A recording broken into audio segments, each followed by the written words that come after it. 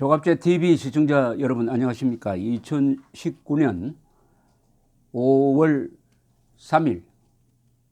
3일입니다. 그리고 저녁 6시입니다. 어제 문재인 대통령이 사회 원로라는 분들을 초청을 해서 간담회를 하는 자리에서 이런 발언을 했습니다. 저는 개인적으로 종북 좌파라는 말이 어느 한 개인에 대해서 위협적인 말이 되지 않고 생각이 다른 정파에 대해서 위협적인 프레임이 되지 않는 그런 세상만 되어도 우리나라가 한 단계 더 업그레이드 될 것이라고 생각합니다. 크게 발전할 수 있을 것으로 봅니다. 이제는 진보 보수 이런 낡은 프레임, 낡은 이분법은 이제는 통하지 않는 세상이 이미 된 것이거든요. 그러니까 요컨대 이념 대결 시대가 끝났다 이런 뜻인 것 같습니다. 그런데 이념 대결을 누가 부추기고 있습니까? 이념 대결을 누가 부추기고 있습니까? 대한민국 주류 세력을 괴멸시키겠다고 하는 사람, 조선조 정조 이후에 김대중, 노무현, 문재인만 개혁정부였다라고 하는 사람, 보수를 괴멸시키겠다고 하는 사람, 한국당을 도둑놈이라고 하는 사람, 적폐라고 하는 사람, 과거는 불의의 시대고 지금은 정의의 시대라고 하는 사람, 이게 다 이념으로 대한민국을 분열시키고 있는 사람 아닙니까? 그 사람이 바로 문재인, 그리고 이해찬, 그리고 민주당 아닙니까? 그래 놓고 종북 좌파라는 말이 어느 한 개인에 대해서 위협적인 말이 되지 않고 이런 시대가 아니라 보수라는 말이 어느 한 개인에 대해서 위협적인 말이 되지 않고 이렇게 말해야 옳죠. 지금 종북 좌파라고 일컬어지는 사람이 무슨 위협을 느끼고 있습니까? 종북 좌파라는 사람을 잡아 넣는 지금 경찰이 있습니까? 국정원이 있습니까? 검찰이 있습니까? 그러니까 유체 이탈적 발언을 한다는 것인데 이 세상을 이념적으로 갈라놓은 사람이 이제 이념 가지고 더 상대방을 괴롭히지 않았으면 좋겠습니다라고 하고 있으니까 이제는 문재인 대통령의 말이 비판의 대상이 아니라 조롱의 대상이고 우스개의 대상이 되고 말았습니다. 대한민국의 불행입니다. 문재인 대통령을 뽑은 사람 그리고 문재인 대통령의 불행입니다. 불운입니다. 이걸 민주적 방식으로 이 문제를 해결할 수 있느냐? 크나큰 과제가 앞에 놓여 있습니다. 이걸 민주적 방식으로 해결하지 못할 때 어떻게 되느냐? 베네수엘라, 시리아가 남의 이야기 아닙니다. 그런데 종북 좌파라는 말을 굉장히 싫어해요. 이 문재인 집권 세력이 종북 좌파라는 말을 굉장히 싫어해요. 종북도 아니다, 좌파도 아니다. 그럼 뭡니까? 그럼 여긴 또 진보도 아니다. 그럼 뭐죠? 정의 세력인가요? 아니, 정의 독점 세력입니까? 문재인 지지 세력은 다 정의로운 세력이고 지지 안 하는 사람은 다 불이고 적폐 청산 대상이다. 이렇게 보고 있는 거 아닙니까? 솔직하게 이야기하지. 행동으로는 그렇게.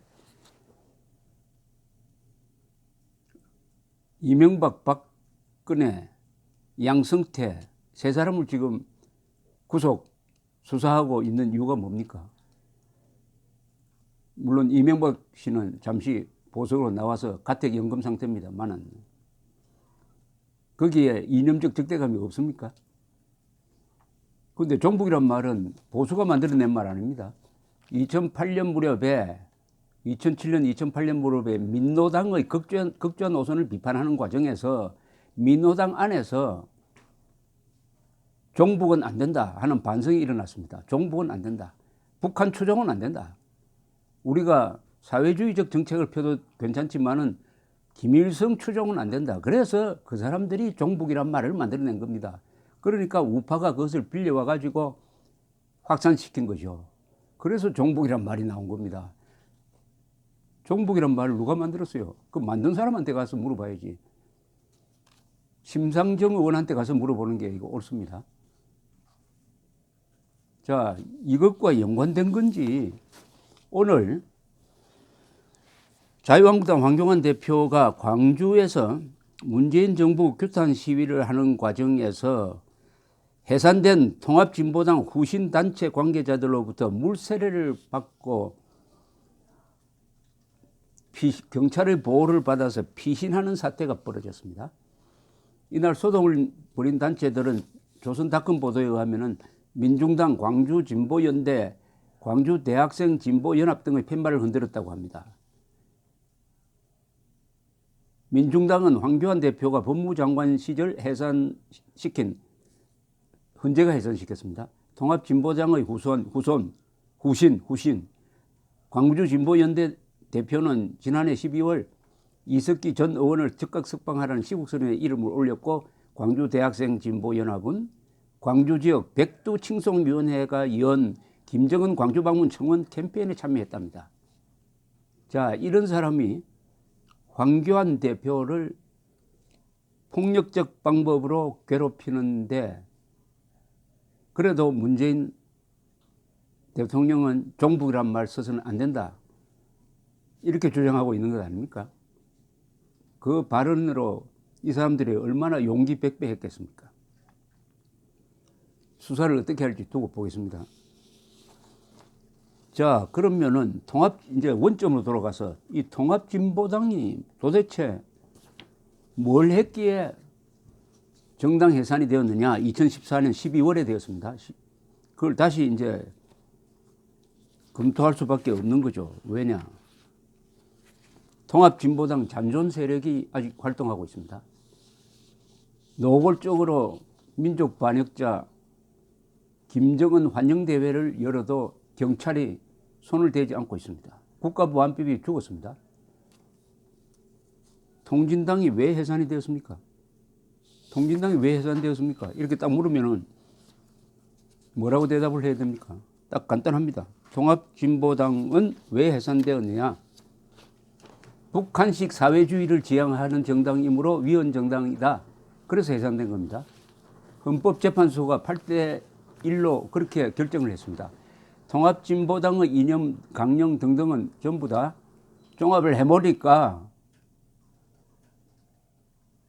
대한민국을 북한식 사회주의 세상으로 만들려고 하는 정당이다. 북한식 사회주의 정당, 헌법재판관한테 제가 물었습니다. 북한식 사회주의 정당이라고 하지 말고 뭐 깨놓고 공산주의라 이렇게 이야기하는 게 좋지 않습니까? 하니까 이분 말이 아닙니다. 공산주의보다 훨씬 더 나쁩니다. 김일성 세상으로 만들려고 하는 겁니다. 그러면 김일성 세상으로, 김일성주의 세상으로 만들려고 한다, 이렇게 이야기했으면 좋을 텐데 북한식 사회주의로 대한민국의 자유민주주의를 바꾸려고 하는 사람이다. 그래서 이것은 위헌정당이라 해가지고 해산을 시켰다, 이 이야기입니다. 해산을 시켰다. 이보다 더 나쁜 사람이 있습니까? 이 세상에서 대한민국을 김일성 세상으로 만들려고 하는 정당이나 사람보다 더 나쁜 사람이, 더 위험한 사람이 있을까요? 그래도 그 사람들을 보고 종북이라고 하면 안 되고 좌파라고 하면 안 됩니까? 그게 언론 자유를 저해하는 겁니까? 이 헌법재판소 결정문에 이런 대목이 있습니다. 북한식 사회주의는 뭐냐? 북한식 사회주의는 인민민주주의 독재체제로서 조선노동당의 제1당 독재체제이고 수령에 의한 1인 독재체제로서 세습 독재를 정당화하며 김일성의 주체사상과 김일성의 성군사상에 의해 지배되는 유일지도 이념체제이다. 즉 통진당이 만들려고 했던 나라는, 생각은, 세상은 북한식 사회주의고 이것은 김일성주의가 지배하는 세상이고, 그렇게 되면은 5천만이 다 노예가 되는, 간단하게 말하면 5천만을 노예로 만들겠다는 게 통진당의 이념이었다 이겁니다. 통진당의 이념이었다 겁니다. 그럼 이런 사람 비판하면은 문재인 대통령이 기분이 나쁩니까? 기분 나쁘겠죠. 왜? 바로 2012년 3월 지금 더불어민주당의 전신인 그 정당이 뭘 했습니까? 통합진보당과 정책 연합을 한 거 아닙니까? 정책연합. 손을 잡은 거 아닙니까? 정책연합은 이념연합 아닙니까? 이념이 같다는 이야기 아닙니까? 지금 더불어민주당의 이념과 통합진보당 사이의 이념의 차이가 뭡니까? 그걸 국민들에게 설명해야 됩니다. 다르다고만 하지 말고 정책연합을 할 정도로 이념이 비슷할 정도면은 그러면은 이런 질문이 가능합니다. 문재인 더불어민주당도 목표가 북한식 사회주의 만드는 거냐? 대한민국을 북한식 사회주의로 만들어서 5천만을 노예로 만들겠다는 것이 맞나? 아니면 아니라는 이야기 좀 해봐라. 아니라는 증거를 한번 대보라. 이런 이야기입니다. 그런데 황교안 당시 법무장관이 이 해산 결정을 하는데 국가를 대표해서 고발인 입장에서 상당히 열심히 했습니다. 이 사람이 공이죠. 공인데 하나 황교안 대표가 잘못한 게 있어요. 무슨 잘못이냐 하면은 이런 잘못이 있습니다. 이 결정문에 보면은 이런 대목이 있어요. 2014년 12월 통합진보당 해산 결정문에 이렇게 김희수 재판관의 의견으로서 이런 대목이 있습니다. 과거 독일에서 공산당 해산 심판이 청구되고 해산 결정이 이루어진 후 다시 독일 공산당이 재건되기까지 12만 5천여 명에 이르는 공산당 관련자가 수사를 받았고 그중 6천 명에서 7천 명이 형사처벌을 받았으며 그 과정에서 직장에서 해고되는 등 사회활동에 제약을 받는 문제가 발생하였다. 이걸 통해서 알 수가 있습니다. 독일에서 공산당을 위헌정당으로 해가지고 해산시키는 정도로 끝나는 게 아니라 그 소속원들에 대한 철저한 수사를 했다는 거죠. 12만 5천여 명에 이르는 관련자를 수사를 하고 6천 명에서 7천 명 사이가 형사처벌을 받았다는 겁니다. 그러면은 통합진보당 해산시킨 걸로 끝나지 않고 그 다음에 법무장관 당시 황교안 장관의 지시에 의해서 우리 검찰, 경찰, 국정원이 이 잔존 세력 정리를 했었어야죠. 그러면 오늘 같은 사태가 일어나지 않았겠죠. 안 했습니다. 안 했어요. 꼭 했어야 될 일입니다. 아니 생각해 보십시오. 이 나라를 김일성 세상으로 만들어 가지고 우리 국민들을 노예화시키겠다는 일념으로서 정당을 만들어 가지고 국회에 진출하고 그리고 국가로부터 정당 보조금을 받고 대통령 후보로까지 내고 한 정당의 정체가 북한식 사회주의를 지향하는 정당으로 밝혀져서 해산이 되었으면 거기에 가입한 당원이 몇 명인지 모르겠는데 한 10만 명 되지 않을까 생각하는데 에 대한 조사가 있어야 될 거 아닙니까? 그리고 가입한 사람 중에는 공무원도 있다는 이야기가 있었어요. 아마 검찰은 지금 그 정보를 갖고 있었습니다.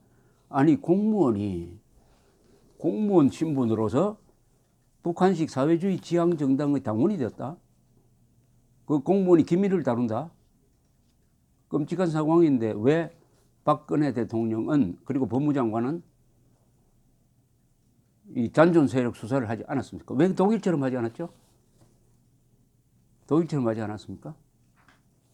제가 원론대로 이야기합니다. 만약 했더라면은 어떻게 돼서 역사가 바뀌지 않았을까요? 이 정도 수사를 하려면은 최소한 특별수사본부가 만들어져야 됐을 것입니다. 합동수사본부. 검찰이 지휘해가지고 검찰, 경찰, 기무사 합동수사본부가 만들어졌어야 했습니다. 아니 적과 싸우는데 적편을 든 세력인데 이걸 하지 않으니까 지금 그 잔존 세력이 오히려 황교안 대표를 감옥으로 보내자 하는 이런 칼자루를 잡았다가 칼날을 잡았다가 이제 칼자루를 잡은 것처럼 이렇게 폭력적 행위를 하고 있는 지경에 이르고 말았습니다. 이념 대결은 양보가 없습니다. 이승만 대통령이 이야기했습니다. 공산주의자는 호열자와 같다. 인간은 호열자와 같이 살 수 없다.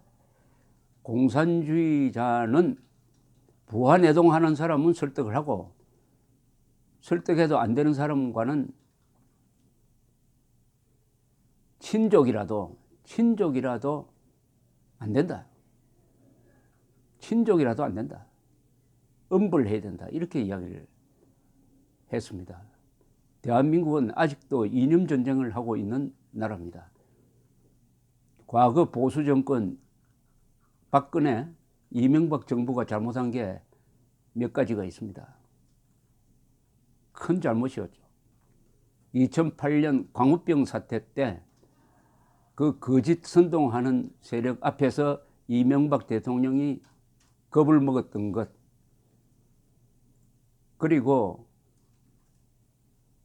북한에 돈 주고 물자 주고 해서 북한의 핵 개발을 도운 자가 있다는 것을 알면서도 수사하지 않은 것, 박근혜 정부가 통합진보당 해산시키고 나서 그 잔존 세력을 정리하지 않은 것, 천안함 폭침 때, 연평도 포격 때 우리가 항공기를 동원해가지고 북한을 폭격하지 않은 것, 충분히 할 수 있었습니다. 하지 않음으로써 결국 대한민국이 좌익 세상이 되도록 한 점, 그 중에 한 사람이 황교안 대표였습니다. 물론 황교안 대표 요새 열심히 하고 있습니다만은 과거의 아쉬운 점도 지적을 하지 않을 수 없고, 그러니까 더 열심히 좌익과 싸워달라는 게 아니고 국민도 다 같이 싸워야죠.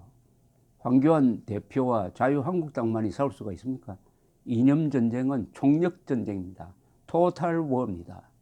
여기에는 예외 국영군이 있을 수가 없습니다. 감사합니다.